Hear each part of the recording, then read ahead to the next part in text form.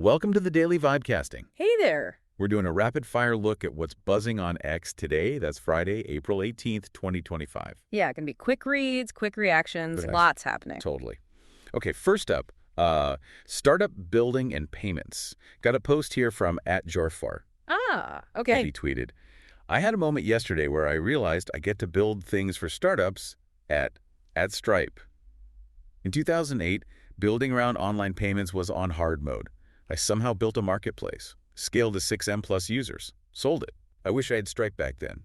In 2020, things got easy peasy. Wow, that's quite the contrast, isn't it? 2008 versus now. Right, and he's actually at Stripe now, after they acquired his company Lemon Squeezy. Oh, interesting. So he built his own platform using Stripe, and then, yeah, full circle. Exactly. He really wished he'd had these kinds of tools back when he was starting out. Makes you think.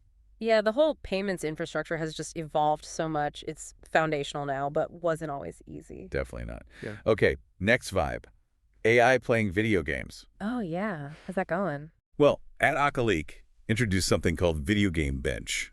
Tweet says, Video Game Bench introduced a research preview of Video Game Bench, a benchmark which challenges vision language models to complete in real time a suite of 20 different popular video games for both handheld consoles and PC GPT-4o, Claude Sonnet 3.7, Gemini Link. Okay, so testing how well these big AI models can actually play games, like live. Yeah, GPT-4o, Claude, Gemini, they tested the big ones, but there's a catch.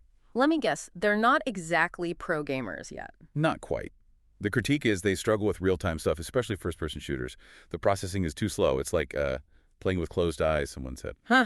Okay, I can picture that, just reacting way too late. Totally. And get this, they even tried Elite version, Video Game Bench Lite, where the game pauses while the AI thinks.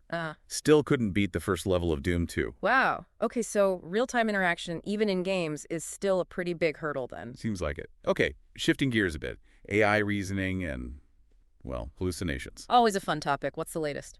Kelsey Tuek tweeted about her, like, secret benchmark. She said, O4 Mini High is the first AI to pass my personal secret benchmark for hallucinations and complex reasoning, so I guess now I can tell you all what that benchmark is. It's simple. I post a complex mid-game chessboard and mate in one. The chessboard does not have a mate in one.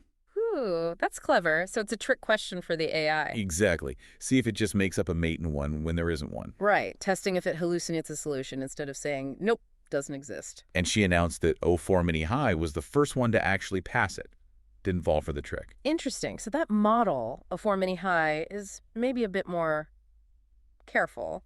Spends more time checking its work. Apparently so.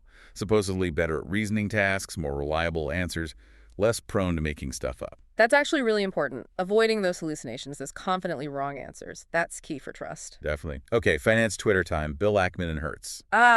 Ackman, what's he up to? Bill Ackman tweeted, we began accumulating shares at Hertz late last year, and as of today, we have a 19.8% stake in the company comprised of outright share ownership and total return swaps. Hertz can be thought of as an operating company combined with a highly leveraged portfolio of automobiles. 19.8%. Wow. Viewing Hertz as basically a big pile of cars with debt attached. Yeah, kind of puts a different spin on it than just a rental company. And focuses on the value of that fleet. Right. And there's context here about the new 25% auto tariff. Yeah. The suggestion is it could actually increase Hertz's fleet value, like maybe by $1.2 billion. Whoa. Okay, so the tariff can be a massive, maybe unexpected boost for them. Interesting angle. Yeah. And there was also some speculation about like a potential partnership with Uber for autonomous vehicles down the line. Okay. Lot to unpack there. Ackman's always got something brewing. Seems like it. All right, let's talk remote work reality. Clotuidon has something interesting. What was the question? Does anyone actually have a straight, no bullshit answer to what a 40-hour work week for a remote white-collar job is supposed to actually look like concretely? I don't believe most people can do e.g. serious technical research 8 hours a day, maybe 4 max. What's the other 4?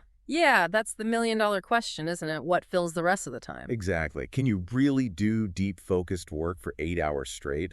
Probably not. Right. The responses probably mention things like meetings, email, collaboration, just admin stuff. Yeah, collaboration, tangential responsibilities. And there's research suggesting, real focused productivity for white-collar workers is maybe closer to 4 hours and 12 minutes a day.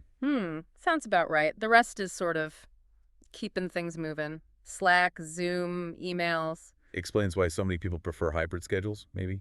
Get the focus time at home, collaboration in the office. Could be. It's definitely changing how we think about the standard workday. Okay, back to AI news. This one's big. OpenAI dropped new models. Oh, yeah. What are they? Ackman tweeted, less than 29 hours ago, OpenAI dropped O3 and O4 Mini with agentic tool use. Minds are blown.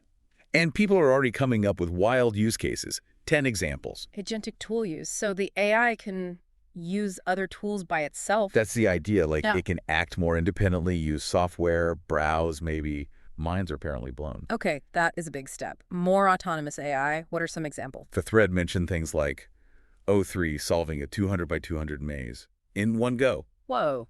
and identifying a restaurant just from a picture of its menu, stuff like that. Okay, that's pretty impressive. More capable, more versatile. Yeah, and supposedly O3 is outperforming older models in benchmarks for coding and creative writing too. Big scores. The pace of this stuff is just incredible, really. Tells you AI isn't just about chat anymore. It's starting to do things. Yeah.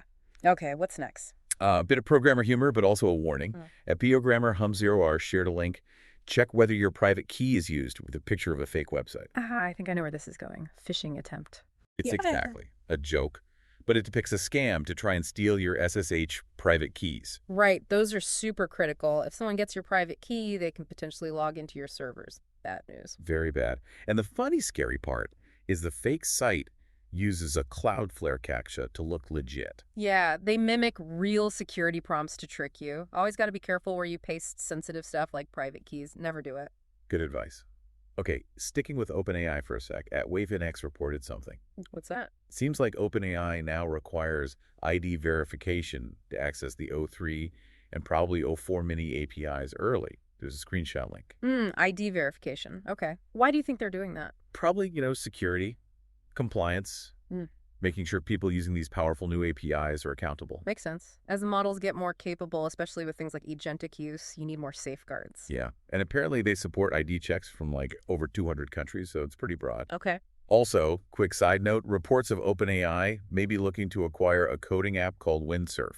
Oh, interesting. Could signal a bigger push into AI-powered coding tools, maybe integrating O3 or O4 Mini directly? Could be. Definitely something to watch. For sure. All right, broader question now. Impact of AI in large companies.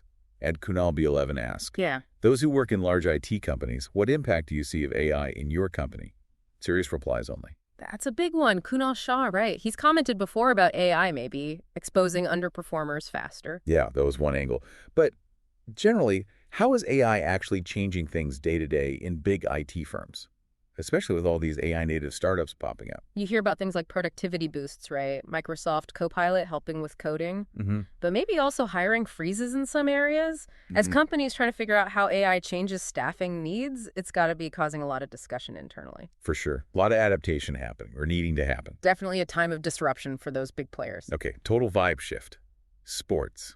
Manchester United. What happened? The official at Man Nude account just tweeted, oh my word, D. That's it, lots of Ds. Huh. Okay, pure emotion. Must have been a crazy moment in a game. Against Lyon, maybe. Europa League semifinal. Sounds likely, given the timing.